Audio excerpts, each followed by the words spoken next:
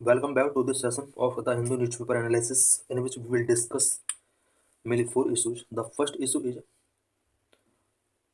the US WHO exit a chance to reshape global health. The second issue is India Indonesia relations.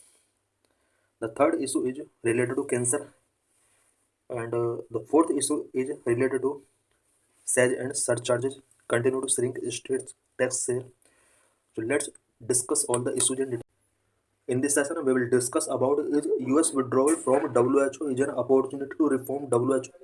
In this article, we will discuss about various reasons of withdrawal of US from World Health Organizations. We will also discuss about is it an opportunity to the world to reform WHO. So let's discuss the issue in detail.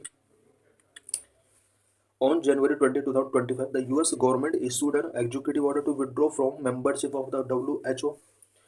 20 जनवरी 2025 को US में एक executive order के through इसने declare किया है कि US WHO membership से अपने आप को विड्रॉ कर रहा है. This has raised apprehensions that reduced funding for WHO would impair the functionality of organisations. US का विड्रॉवल वेरियस टाइप के एप्रीहेंशंस रेज करता है, स्पेशली डब्ल्यूएचओ के लिए होने वाली फंडिंग क्या इन फ्यूचर रिड्यूस हो सकती है, क्या इस ऑर्गेनाइजेशन की फंक्शनैलिटी इम्पैक्ट हो सकती है. After this executive decision by the US government some fundamental questions arise. US government के इस डिसीजन के बाद कुछ फंडामेंटल क्वेश्चंस अराइज हो रहे हैं, such as why a single country exit from WHO is causing so much concern. WHO से only एक सिंगल कंट्री यूएस के एग्जिट होने के बाद ये एक मस्ट कंसर्निंग सब्जेक्ट क्यों बन रहा है पूरा वर्ल्ड के लिए. How can the US exit from WHO be converted into an opportunity to create a stronger WHO. Questions ये भी रेज हो रहे हैं कि क्या डब्ल्यूएचओ से यूएस के एग्जिट के बाद क्या ये वर्ल्ड के लिए एक अपॉर्चुनिटी है कि डब्ल्यूएचओ को स्ट्रॉन्गर किया जाए. Why is there a need for an increasingly greater role of countries in Asia and Africa in global health? Asia and African ज़्यादातर कंट्रीज के लिए ग्लोबल हेल्थ के लिए अपॉर्चुनिटीज बढ़ाने की क्यों ज़रूरत है. डब्ल्यूएचओ का फंडिंग सिस्टम क्या है, उससे रिलेटेड कुछ पॉइंट्स यहाँ पर डिस्कस करेंगे. There are two broad categories of funding sources के टू ब्रॉड कैटेगरीज में इसको डिवाइड किया गया है. नंबर वन, असिस्ट कंट्रीब्यूशन और AC. It is a fixed amount each WHO member state must pay annually as a sort of membership fee. कोई भी country जो डब्ल्यूएचओ का मेंबर है उसे मेंबरशिप फी के रूप में डब्ल्यूएचओ के लिए कुछ फिक्स्ड अमाउंट पे करना होता है. This is known as assessed contribution. The assessed contribution ensure assured funding which WHO uses to pay the salaries of regular staff, both technical and administrative, and maintain day-to-day functioning. Assessed contribution जो भी countries के द्वारा किया जाता है, इस fund का use WHO regular staff के लिए सैलरी पेमेंट करने के लिए, टेक्निकल एंड एडमिनिस्ट्रेटिव स्टाफ के लिए सैलरी पेमेंट करने के लिए, and day to day functioning को मेंटेन करने के लिए असिस्टेड कंट्रीब्यूशन का यूज डब्ल्यूएचओ करता है. This is the minimum resources the organization need to ensure continuity of operation. WHO अपने ऑपरेशंस की कंटिन्यूटी के लिए असिस्टेड कंट्रीब्यूशंस का यूज करता है, और ये मिनिमम रिसोर्स हैं जो इसकी कंटिन्यूटी को इंश्योर करते हैं. Number two, voluntary contributions or VC. It comes from a range of donor agencies and additional contributions from WHO member state. Voluntary contribution specially donor agencies से WHO को मिलता है, और WHO के मेंबर स्टेट के द्वारा भी कुछ एडिशनल कंट्रीब्यूशन वॉलंटरी कंट्रीब्यूशन की फॉर्म में गिवन किया जाता है. Voluntary contributions are broadly for project and other time bound activities. WHO को various projects and time bound activities को परफॉर्म करने के लिए वॉलंटरी कंट्रीब्यूशन का यूज किया जाता है. WHO uses voluntary contribution fund in hiring of short-term staff and consultations and short-term staff को हायर करने के लिए भी VC फंड का यूज करता है WHO. However, the problem with the voluntary contribution fund is that these are As the name suggests, voluntary, always time bound, linked to specific activities and thus unpredictable. Voluntary contribution के साथ जो सबसे बड़ी problem है वो ये है कि टाइम बाउंड होता है और स्पेसिफिक एक्टिविटीज के लिए इसको गिवन किया जाता है एंड ये फंड अनप्रेडिक्टेबल है. For example, many member state and donors provide fund for polio elimination, patient safety, primary health care और anti microbial resistance related work. Many member state of WHO इसके लिए fund provide करते हैं such as for polio elimination, patient safety, primary health care और anti microbial resistance related work के लिए WHO के लिए मेंबर स्टेट फंडिंग करते हैं. These contributions are tied jacketed and non transferable to other activities. WHO के द्वारा जो वॉलंटरी कंट्रीब्यूशंस का जो एक्सपेंस किया जाता है ये अदर एक्टिविटीज़ के लिए ट्रांसफरेबल नहीं है. जिस डोनर ने जिस पर्पज के लिए ये फंडिंग किया है उसी पर्पज के लिए इसको यूज किया जाना मैंडेटरी होता है. Various reasons for US withdrawal from WHO. WHO ने अपने आप को विड्रॉ क्यों किया? यूएस ने WHO से अपने आप को विड्रॉ क्यों किया? US president had argued US funding for WHO disproportionately high. WHO के लिए यूएस का जो फंडिंग किया जाता है वो बहुत ज़्यादा हाई है, ऐसा यूएस प्रेसिडेंट डोनाल्ड ट्रंप ने आर्गूमेंट किया. Another argument given for the US withdrawal is organization is highly bureaucratic, acts slow and is in need of urgent reform. US के विड्रॉ होने का अनदर रीजन इस organization का highly bureaucratic होना है and इसका एक्टिंग स्टाइल वेरी स्लो है. Urgent reform करने के लिए जब नीड होता है ये रिफॉर्म नहीं करता है. What will be the impact on WHO due to US withdrawal? US withdrawal की वजह से WHO पर क्या इम्पैक्ट पड़ेगा? यूएस बेस्ड और यूएस अलाइंड डोनर्स में आइदर रिड्यूड और votes completely stop the funding to WHO. सबसे बड़ा इम्पैक्ट यही पड़ने वाला है WHO के ऊपर कि इसके लिए जो फंडिंग किया जाता था वो फंडिंग पॉज हो जाएगा. यूएस बेस्ड या यूएस अलाइंड डोनर्स जितने भी हुआ करते थे वो फंडिंग यहाँ पर या तो रिड्यूस हो जाएगा या फिर इसको पॉज कर दिया जाएगा. Why WHO need reform? WHO में रिफॉर्म की जरूरत क्यों है?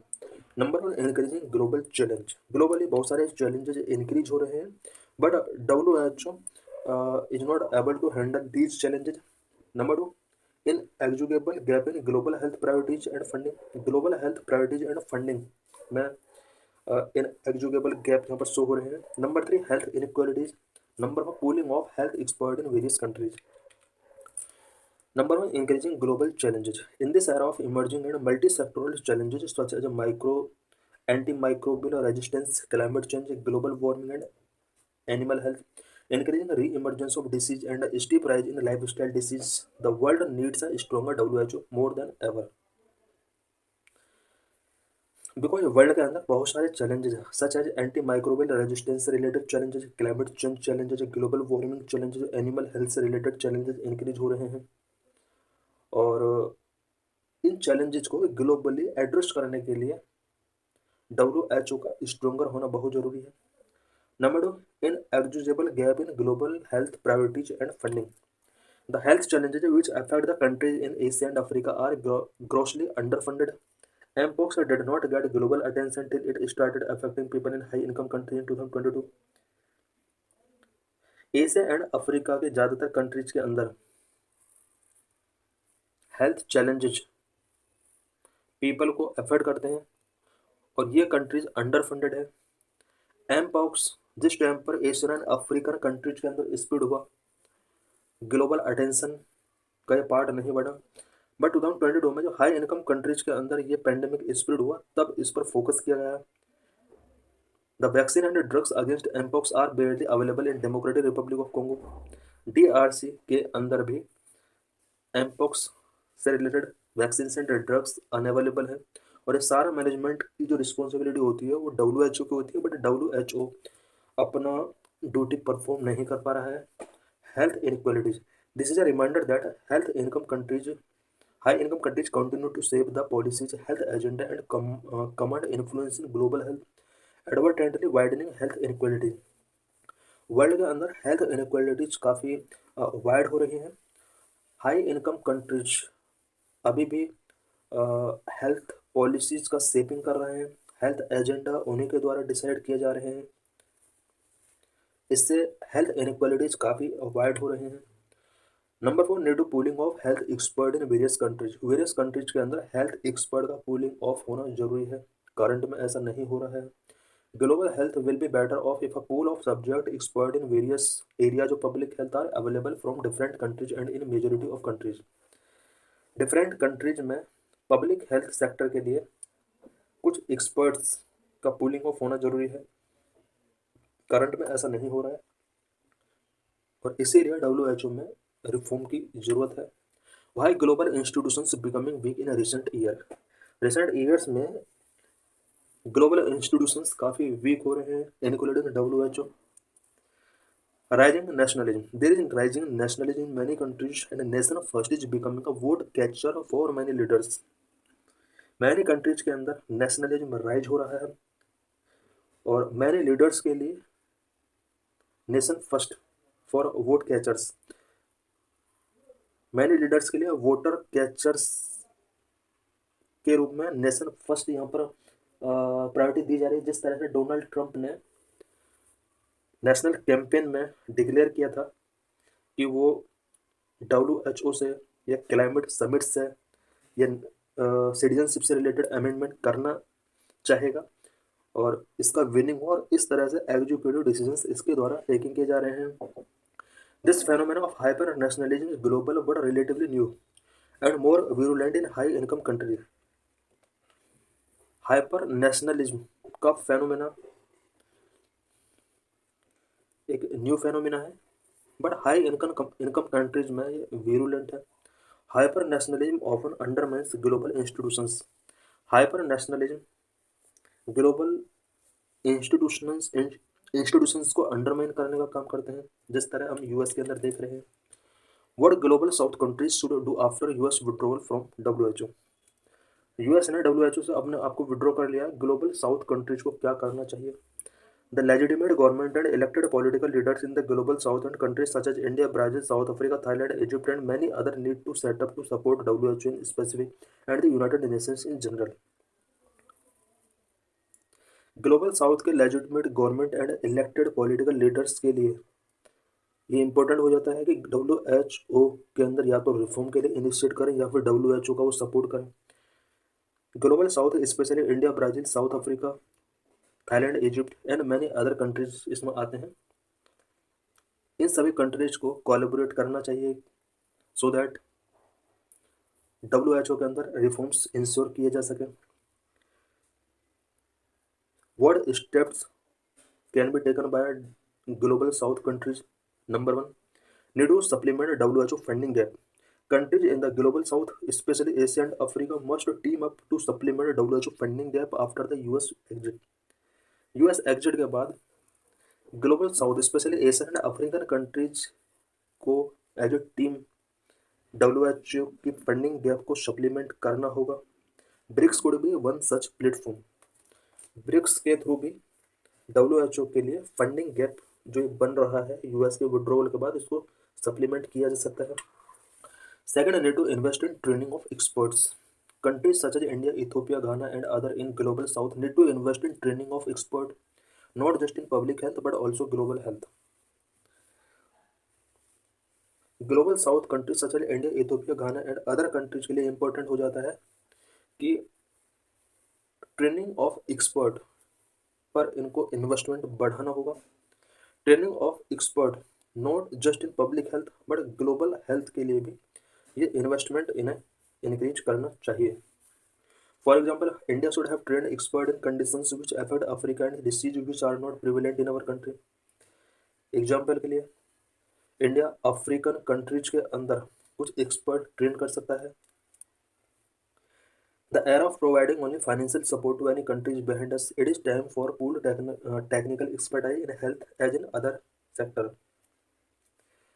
कोई भी कंट्री किसी अदर कंट्री के लिए सिर्फ फाइनेंशियल सपोर्ट अगर प्रोवाइड करा तो वो एनफ नहीं है, बट उस कंट्री को टेक्निकल एक्सपर्टाइज भी स्पेशली हेल्थ सेक्टर में प्रोवाइड कराना चाहिए। इट मीन डेवलप्ड कंट्रीज को डेवलपिंग कंट्रीज के लिए टेक्निकल एक्सपर्टाइज यहाँ पर प्रोवाइड कराना चाहिए। ओनली फाइनेंशियल सपोर्ट से इन कंट्रीज के अंदर हेल्थ सेक्टर में रिफॉर्म नहीं हो सकते।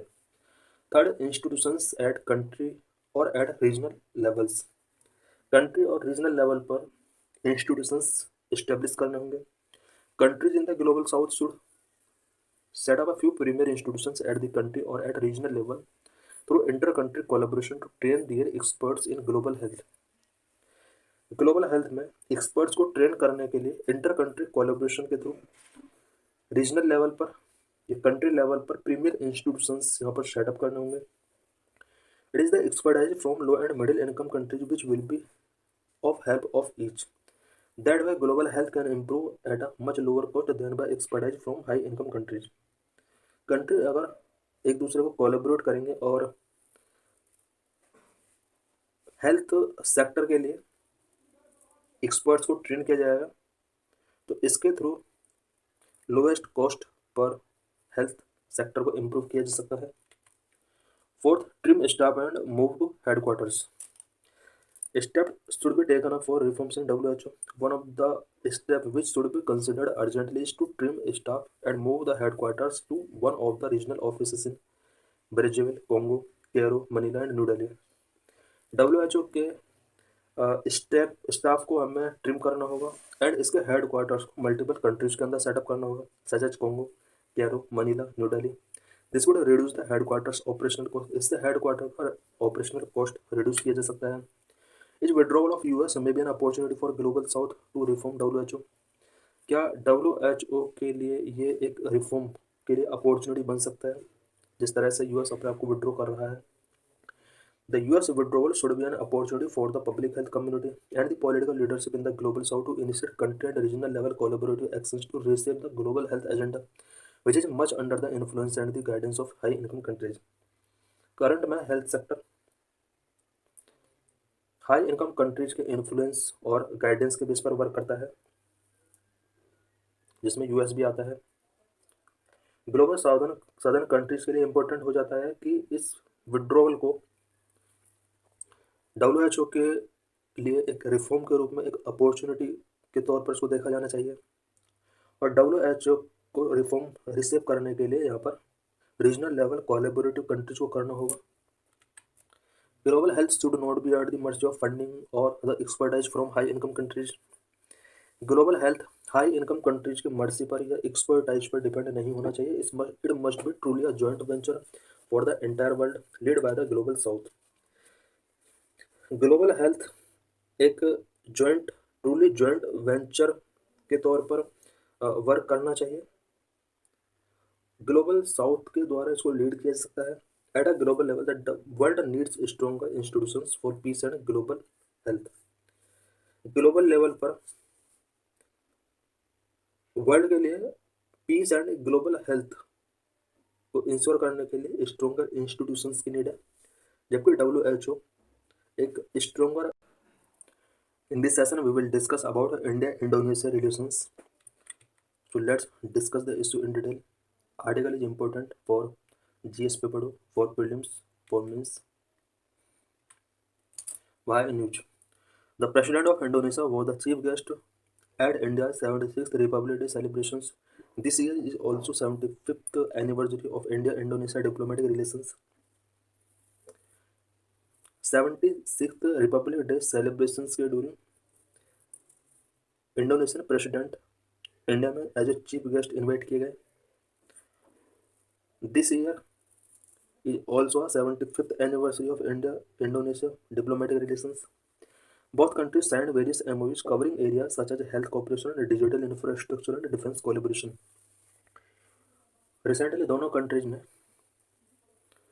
वेरियस MOU साइन किए हैं related to health cooperation, digital infrastructure, defense collaboration. What are the key highlights of the India-Indonesia ties? Number 1, comprehensive strategic partnership. Number 2, defense cooperation. Number 3, trade cooperation. Number 4, energy and health security. Number 5, cultural cooperation. Number 6, technological cooperation. Number 7, multilateral cooperation. Number 1, comprehensive strategic partnership. Both countries reaffirmed their commitment to elevating the bilateral relationship, which was upgraded to a comprehensive strategic partnership in 2018. दोनों countries ने bilateral relationship को elevate करने के लिए commitment किए हैं और दोनों कंट्रीज के अंदर बायलैटरल रिलेशनशिप 2018 में कम्प्रीहेंसिव स्ट्रेटेजिक पार्टनरशिप के साथ अपग्रेड हुए हैं। Number 2, defence cooperation. दोनों कंट्रीज के बीच में डिफेंस कॉपरेशन क्या है? The leaders of both countries committed to strengthening defence ties through initiatives like coordinated patrol, ex Garuda Shakti and x समुद्र शक्ति। दोनों कंट्रीज के लीडर ने डिफेंस टाइज को स्ट्रेंथन करने के लिए यहाँ पर कमिटमेंट शो किया है। दोनों कंट्रीज के बीच में कुछ initiatives such as coordinated patrol, ex Garuda Shakti and x समुद्र शक्ति यहाँ पर इनिशिएट किए जाते रहे हैं। Both agree to establish bilateral maritime dialogue, cyber security dialogue. दोनों कंट्रीज के बीच में bilateral maritime dialogue and cyber security dialogue यहाँ पर एस्टेब्लिश किए गए हैं। Number 3, trade cooperation. Both nations aim to boost their bilateral trade that reached $38.8 billion in 2022-23 and agreed to resolve trade barriers and expedite the AITIGA review. दोनों countries के बीच में bilateral trade को बूस्ट करने के लिए कुछ एम फिक्स किए गए हैं। रिसेंटली दोनों कंट्रीज के बीच, स्पेशली 2022-23 में दोनों कंट्रीज के बीच जो बायलैटरल ट्रेड रहा है वो 38.8 बिलियन रहा है। दोनों कंट्रीज ने ट्रेड बैरियर्स को रिजोल्व करने के लिए कुछ एग्रीमेंट साइन किए हैं। The MOU signed related to local currency settlement system aims to boost trade by enabling transactions in local currencies. India और इंडोनेशिया दोनों ने कंट्रीज के बीच में ट्रेड को बूस्ट करने के लिए लोकल करेंसी सेटलमेंट सिस्टम से रिलेटेड MOU साइन किया है। इसके थ्रू लोकल करेंसीज में दोनों कंट्री एक दूसरे के साथ ट्रेड इंश्योर कर सकते हैं। Number 1, energy and health security. Both nations are focusing on biofuel and joint exploration of critical mineral like bauxite and nickel.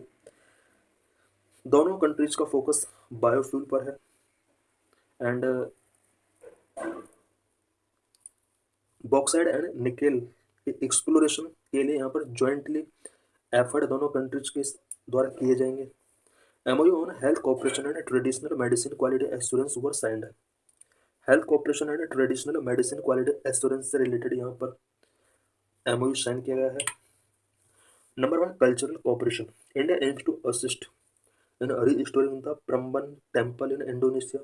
It also reaffirmed the classic cultural pathway principle from the G20 cultural ministers meeting. India ने aim किया है कि Indonesia के अंदर Prambanan temple को restore करने में ये हेल्प करेगा इंडोनेशिया का। एंड काशी कल्चरल पाथवे के प्रिंसिपल को यहाँ पर रीअफर्म किया गया है। Kashi cultural pathway aims to restore heritage structures and return cultural artifacts to their countries of origin. Kashi cultural pathway के अंडर हेरिटेज स्ट्रक्चर्स को रिस्टोर किया जाएगा और जितने भी कल्चरल आर्टिफैक्ट्स हैं उन्हें रिटर्न किया जाएगा। Number 6, technological cooperation. India offered to share its expertise in digital public infrastructure, high performance computing, quantum communication with Indonesia. India अपना जो भी डिजिटल पब्लिक इंफ्रास्ट्रक्चर एक्सपर्टाइज है, high performance computing, quantum communication से related expertise को Indonesia के साथ share करेगा। Multilateral cooperation. Both countries emphasized the importance of Asian centrality and cooperation on regional issues like the ASEAN Outlook on Indo-Pacific Ocean Initiative, India, Indonesia, Australia Trilateral, BRICS and Indian Ocean Rim Association. Because Indonesia ASEAN centrality रखता है और इस वजह से Indonesia का India के लिए बहुत ज़्यादा इम्पोर्टेंस है। साथ ही कुछ regional issues like Asian outlook on Indian Pacific, Indo Pacific ocean initiative, India Indonesia Australian trilateral, BRICS, Indian ocean rim association से रिलेटेड यहाँ पर दोनों कंट्रीज के बीच में इशूज को डिस्कस किया गया।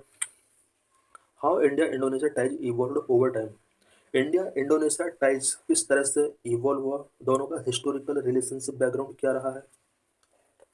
Number one, early post-independence period 1940s to 50s. Number two, deterioration in ties 1960s, Cold War era 1966-1980, Look East policy 1991, recent development since 2000. Early post-independence period 1940s-1950s. India strongly supported Indonesia's fight for independence from Dutch colonial rule under PM Jawaharlal Nehru.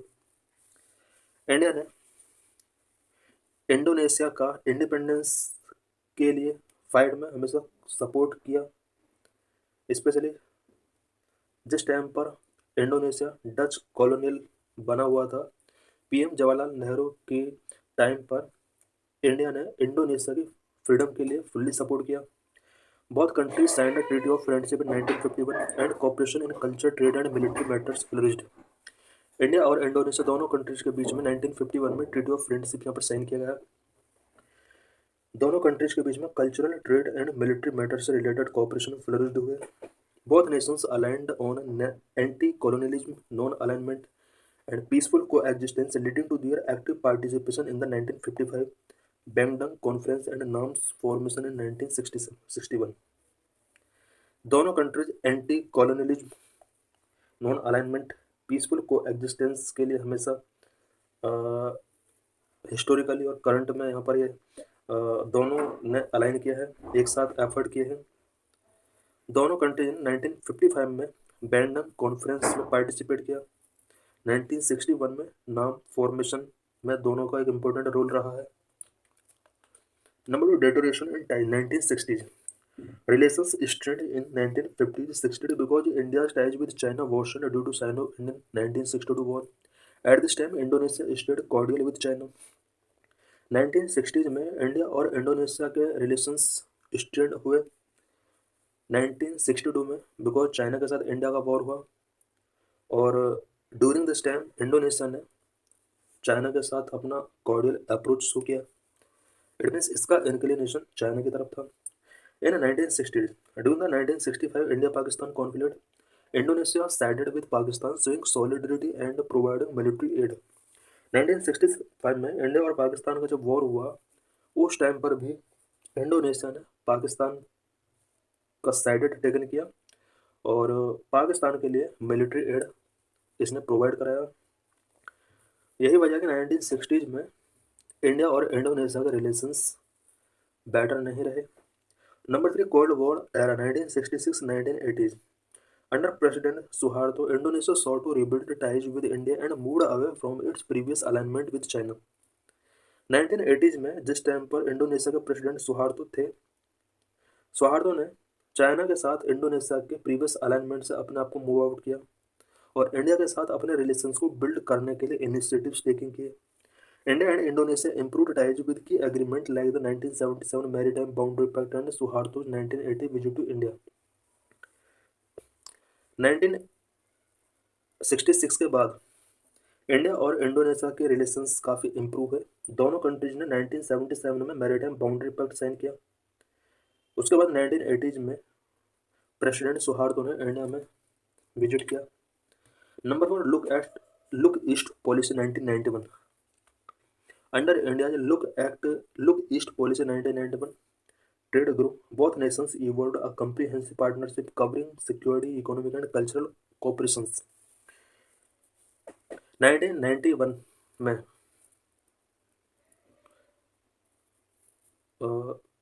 1990s के बाद दोनों countries के बीच relations काफ़ी grow हुए। Look east policy की वजह से दोनों कंट्रीज के बीच में ट्रेड काफ़ी ग्रो हुआ।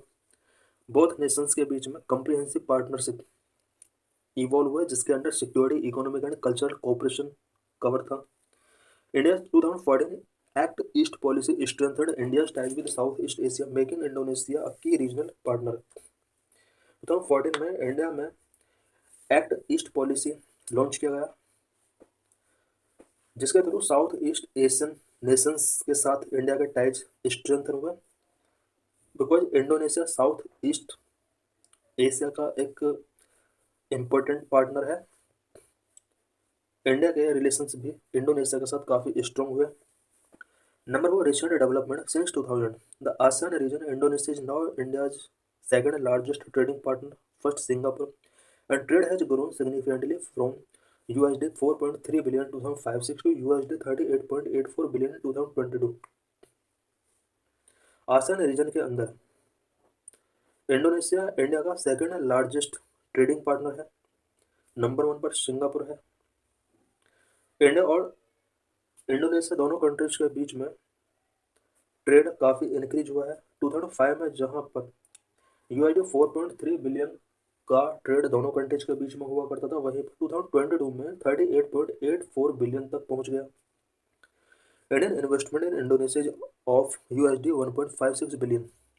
इंडिया का इंडोनेशिया के अंदर भी कुछ इन्वेस्टमेंट है, अबाउट 1.56 बिलियन तक ये पहुंच गया है। Both countries jointly called for resolving maritime dispute and finalizing the South China Sea Code of Conduct according to international law, including UNCLOS। दोनों कंट्रीज ने मैरिटाइम डिस्प्यूट को रिजोल्व करने के लिए, south China sea code of conduct को finalise करने के लिए कुछ यहाँ पर जॉइंटली कॉल्ड किया है। South China sea code of conduct के लिए दोनों कंट्री चाहते हैं कि इंटरनेशनल लॉ को फॉलो किया जाए। Indonesia is negotiating with China to acquire the BrahMos, negotiating with India to acquire the BrahMos missile system। BrahMos missile system से रिलेटेड इंडोनेशिया ने इंडिया के साथ नेगोशिएटिंग किया है। मैप में हम देख सकते हैं ये इंडोनेशिया रीजन है। Why is Indonesia significant to India? Indonesia India के लिए सिग्निफिकेंट क्यों है? नंबर 1, स्ट्रेटेजिक इंपॉर्टेंस इसका क्या है? डिफेंस कोऑपरेशन, नेचुरल रिसोर्सेस बहुत ज़्यादा है इंडोनेशिया के अंदर, इस वजह से भी ये बहुत ही इंपॉर्टेंट कंट्री हो जाता है। Politics and governance, global influence. Strategic importance क्या है इंडोनेशिया के इंडिया के लिए? Indonesia occupies a significant position in the Indo Pacific reason with control over की सी लेन्स सच एज सुंडा, straight of Malacca, Lombok. So it is a critical partner in ensuring free flow of trade and maritime security in the region। Indo Pacific region में Indonesia significant position occupy करता है। Important सी lens such as सुंडा, straight of Malacca, Lombok इसी reason में पड़ते हैं। यही वजह है कि इंडोनेशिया इंडिया के लिए एक क्रिटिकल पार्टनर के तौर पर देखा जाता है, बिकॉज इसके through trade and maritime security इस रीजन में इंश्योर किया जा सकता है। Number 2, defence corporation. USD 450 million BrahMos missile deal and growing defense ties highlight economic cooperation between India and Indonesia। India and Indonesia के बीच में USD 450 मिलियन डॉलर का यहाँ पर ब्रह्मोस मिसाइल से रिलेटेड डील साइन किया गया है। दोनों कंट्रीज के बीच में इकोनॉमिक कोऑपरेशन को यहाँ पर ये हाईलाइट करता है। Both nations defence partnership can address emerging challenges like maritime security, cyber threat and counter terrorism. दोनों कंट्रीज का पार्टनरशिप कुछ emerging challenges such as maritime security, cyber threat and counter terrorism से रिलेटेड इश्यूज को address कर सकता है। Number 3, natural resources. Indonesia rich in resources like rubber, cocoa, coffee, palm oil, tin, nickel, copper, timber, gold and coal. Is a key supplier of global market and offer opportunities for India in agriculture, energy and infrastructure. Global market में important natural resources का Indonesia की supplier है और India के लिए Indonesia एक opportunity है, because Indonesia India के लिए एग्रीकल्चर सेक्टर में, एनर्जी सेक्टर में, इंफ्रास्ट्रक्चर सेक्टर में बहुत ज़्यादा हेल्प कर सकता है। Number 4, policies, politics and governance. Indonesia is the world's largest Muslim population country, follow secularism through its unique Pancasila constitution. India world का लार्जेस्ट मुस्लिम पॉपुलेशन कंट्री है जो कि सेक्युलरिज्म प्रिंसिपल को फॉलो करता है। सेक्युलरिज्म प्रिंसिपल इसके unique Pancasila constitution के अंदर प्रोविजन किया गया है। Indonesia has effectively tackled terrorism through consistent police efforts. India can learn from this approach as same challenges both countries face. Indonesia ने टेररिज्म को टैकल किया है इफेक्टिवली तरीके से, इसके लिए पुलिस एफर्ट्स के थ्रू ऐसा किया गया है। इंडिया काफ़ी कुछ इंडोनेशिया से सीख सकता है और अपने यहाँ पॉलिसीज़ को इम्प्लीमेंट कर सकता है, बिकॉज दोनों कंट्रीज कहीं ना कहीं सेम चैलेंजेस फेस कर रहे हैं। Number 5, global influence. Indonesia's leadership in ASEAN strengthens its cooperation with India, crucial for mutual interest and regional stability. Indonesia का लीडरशिप है आसियान ग्रुपिंग में, इस वजह से इंडिया के कॉपरेशन इंडोनेशिया के साथ स्ट्रेंथन हो सकते हैं। इस रीजन में रीजनल स्टेबिलिटी के लिए इंडोनेशिया एक इम्पोर्टेंट कंट्री हो सकता है। Indonesia and emerging power in the Indo Pacific is a valuable partner for India. Indonesia Indo Pacific region में इमर्जिंग पावर है, यही वजह है कि इंडिया के लिए वैल्यूएबल पावर के रूप में हो सकता है। Conclusion, Indonesia play a significant role in India's regional stability, regional strategy with strong ties in defense, trade and maritime security।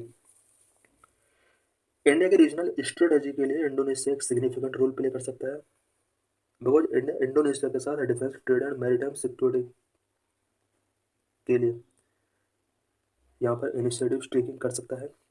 Both countries aim to deepen collaboration through cultural, technological and multilateral efforts, reinforcing stability in Indo-Pacific and bolstering their comprehensive strategic partnership। दोनों countries cultural, technical, multilateral efforts के through अपने collaboration को यहाँ पर deepen कर सकते हैं और इंडो पैसिफिक रीजन में स्टेबिलिटी को इन्फोर्स किया जा सकता है। This is previous year question related to this article. In which one of the following group are all 4 countries member of G20। 2020 में क्वेश्चन पूछा गया था, इनमें से कौन सा 4 में कंट्रीज का ग्रुप G20 का मेंबर है? Argentina, Mexico, South Africa and Turkey. यही इसका आंसर है। Answer is A. Consider the following countries. 2009 में क्वेश्चन पूछा गया था, Brunei, Darussalam, East Timor, Laos. Which of the above is are member of the ASEAN. ASEAN का कौन कौन इसमें से मेंबर है? ब्रुनेई, दारुसलाम ये मेंबर है आसियान का, लाओस आसियान का मेंबर है, ईस्ट तिमोर आसियान का मेंबर नहीं है। So answer is C. These are means related question. Explain the formation of thousands of islands in Indonesia and Philippines archipelago। Indonesia and Philippines archipelago में thousands of island का formation कैसे हुआ? 2014 में question raise किया गया था। Indian diaspora has an important role to play in South east Asian countries economy and society. South east Asian countries की economy and society में इंडियन डियास्पोरा एक इंपॉर्टेंट रोल कैसे प्ले कर सकता है? Appraise the role of Indian diaspora in South east Asia in this context. Indian diaspora का south east Asian region में क्या important country? Recently, World Cancer Day is celebrated on 4th February. In this article, we will discuss about the status of cancer in world and in India. We will also discuss about various regions and prevention of cancer. Article is important for GS paper 2, for prelims, for means. Why news? World Cancer Day is celebrated every year on February 4 to raise awareness about cancer, early detection, prevention, treatment, and global effort to combat with cancer।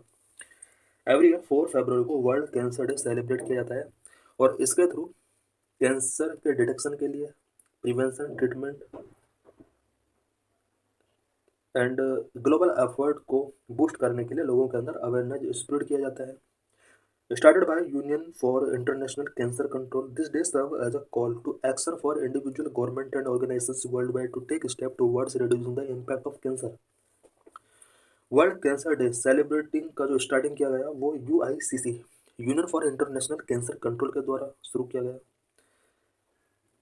इस day को इसलिए celebrate किया जाता है ताकि individual, government and organisations world level पर cancer से related action taking करने के लिए कुछ स्टेप्स टेकिंग कर सकें। World cancer day 2025 highlight. Date February 4, 2025।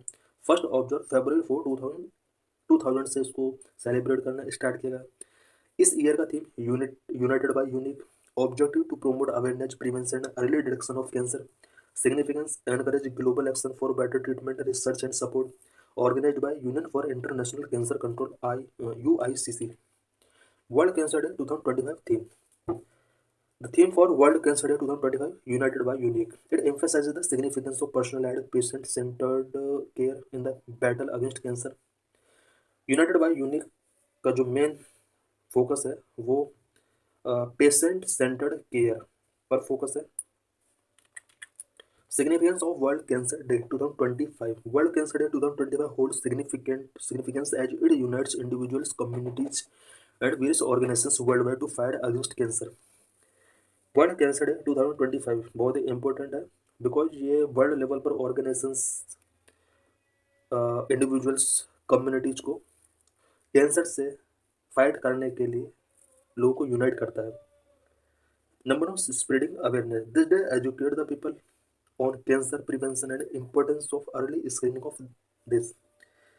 ये दिन जो होता है 4 फरवरी, ये कैंसर प्रिवेंशन के लिए पीपल को एजुकेट करता है एंड अर्ली स्क्रीनिंग का इम्पोर्टेंस से रिलेटेड पब्लिक को एजुकेट करता है. Number encouraging early detection, promote the need for early diagnosis which increase survival rate. Early detection के लिए भी यहाँ पर लोगों को इस दिन प्रमोट किया जाता है. Research and innovation, support cancer research for better treatment. इस दिन कैंसर के बेटर ट्रीटमेंट के लिए कैंसर रिसर्च को सपोर्ट किया जाता है.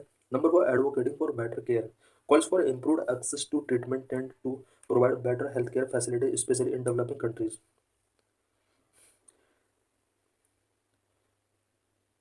ट्रीटमेंट तक लोगों के एक्सेस को इम्प्रूव करने के लिए, better health care facilities provide करने के लिए इस दिन कुछ प्लानिंग किए जाते हैं.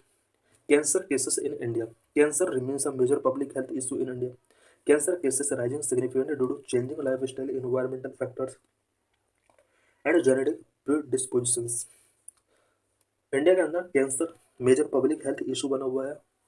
इंडिया के अंदर कैंसर केसेस सिग्निफिकेंटली राइज हो रहे हैं बिकॉज पीपल का life style, environmental factors and genetic predispositions की वजह से ये राइज हो रहा है.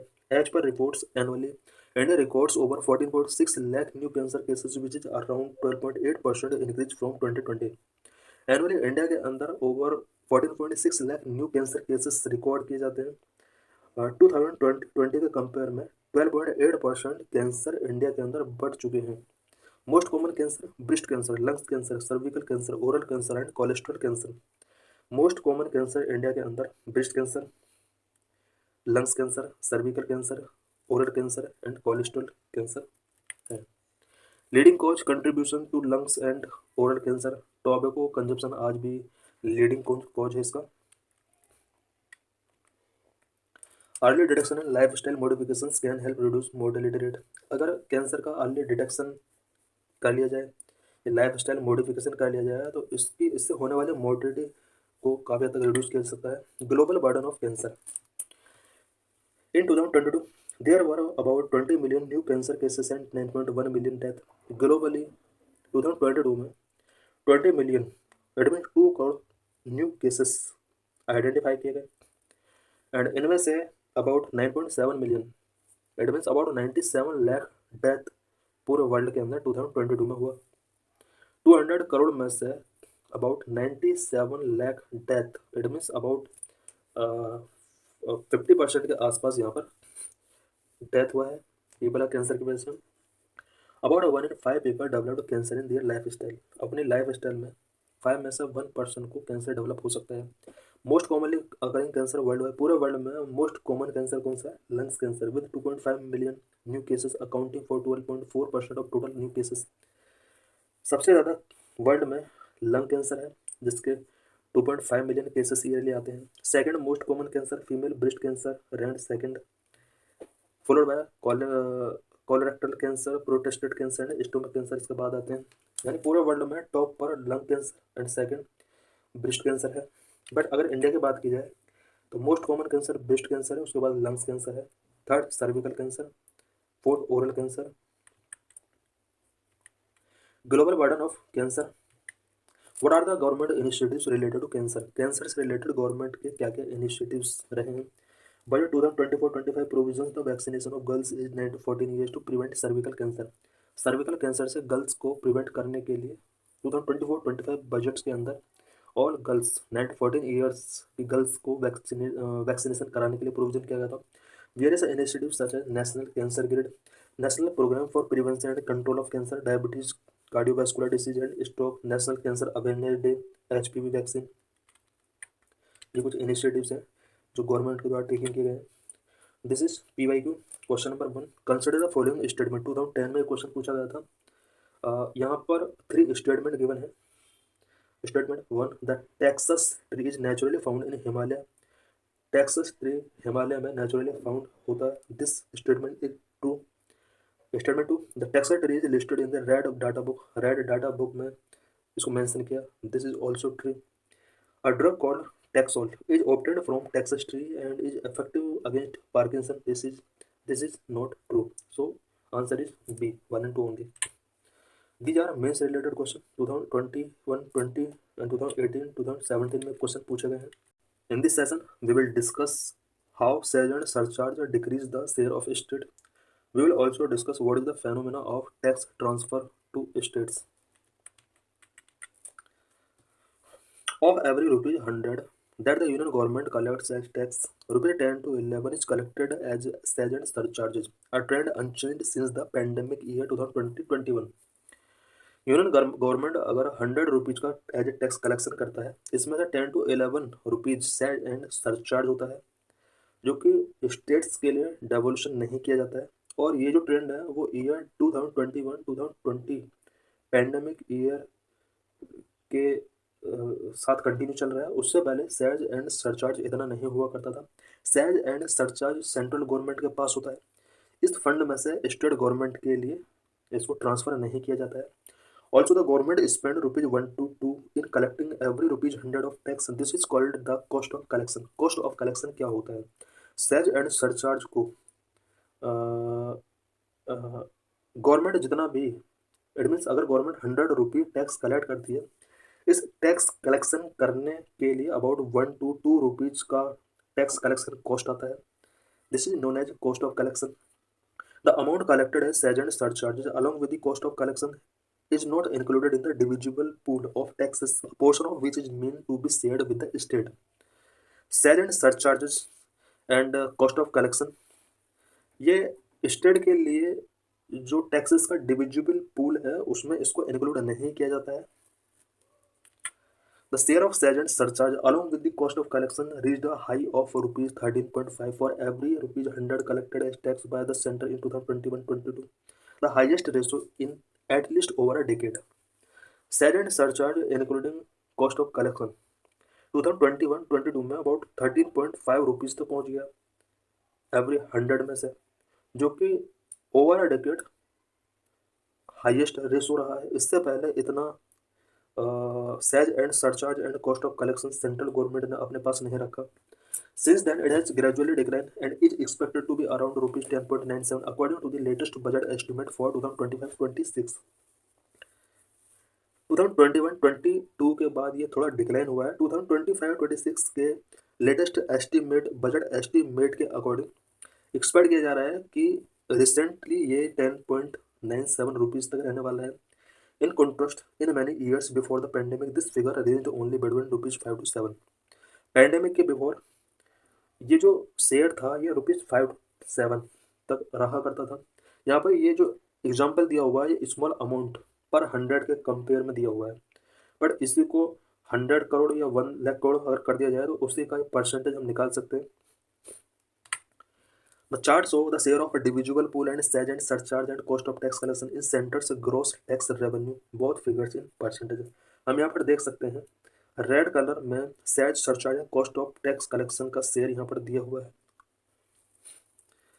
देख सकते हैं कि financial year 13, 20 and 26, financial year 13 में 6.53% सैज सरचार्ज कॉस्ट ऑफ कलेक्शन हुआ करता था.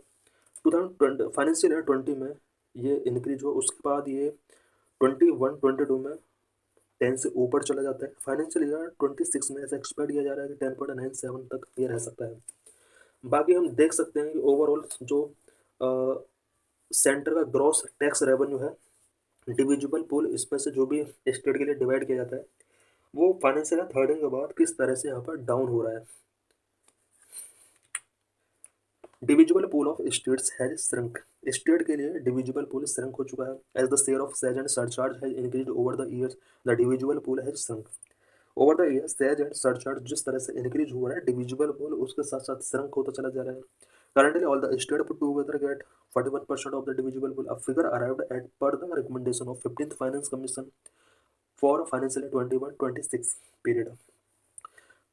Financial year 21-26 period it mean 5 साल के लिए 15th फाइनेंस कमीशन के जो भी रिकमेंडेशंस थे उस रिकमेंडेशन के अकॉर्डिंग करंटली स्टेट्स के लिए ओवरऑल कलेक्टेड टैक्स का 41% यहाँ पर एज ए डिविजिबल पूल में रखा गया है। इट मीन्स इतना परसेंट अमाउंट स्टेट्स को यहाँ पर शेयर करना है। Before that the share was packed at 42% of the divisible pool between financial year 16-20, a massive increase from the 32% share before financial year 16।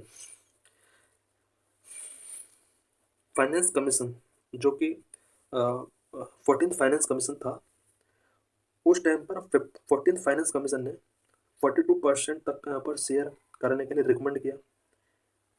Financial year 16 की अगर बात की जाए तो यहाँ पर 32% का डिविजिबल पूल था। However, the constant rise in the share of sales and surcharge has meant that the divisional pool itself is shrinking. Despite a devolution formula in place, in practice, the actual devolution to the states falls short of the agreed recommendations. States के लिए कितना tax devolution किया जाएगा उसके लिए एक formula, उसके बाद भी यहाँ पर स्टेट के लिए शेयर उस फॉर्मूले के अकॉर्डिंग यहाँ पर नहीं गिवन किया जा रहा है।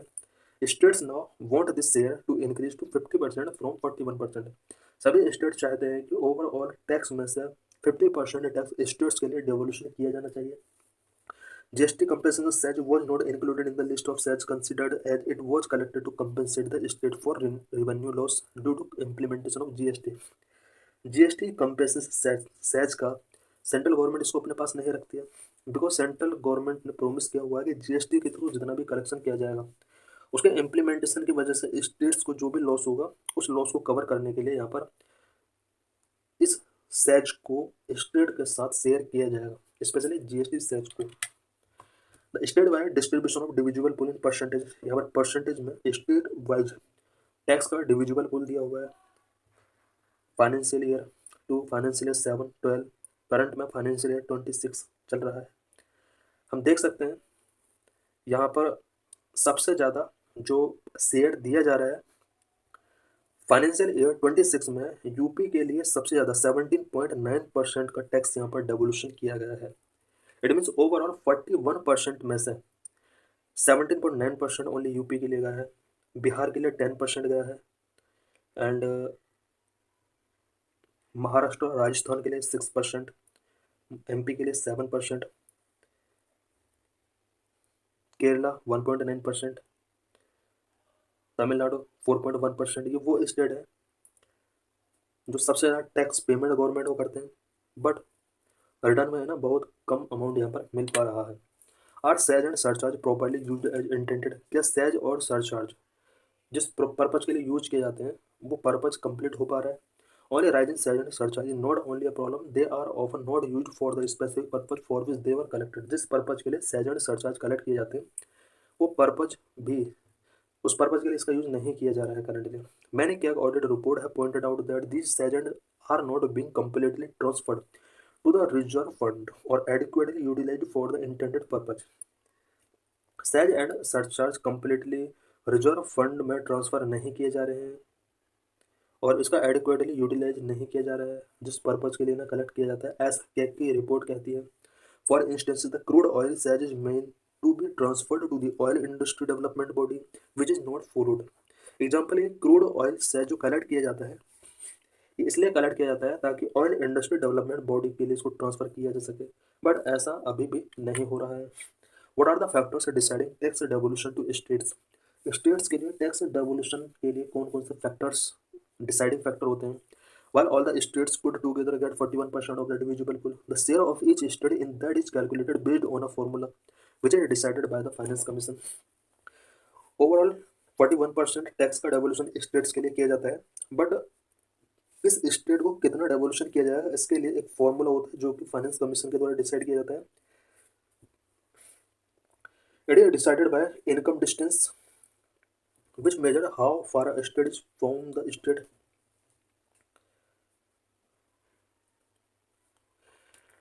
इनकम डिस्टेंस पहला इसके लिए मेजरमेंट है। Second population, third, demographic performance, population control, forest cover, area and efficiency in tax collection are also given weightage. ये कुछ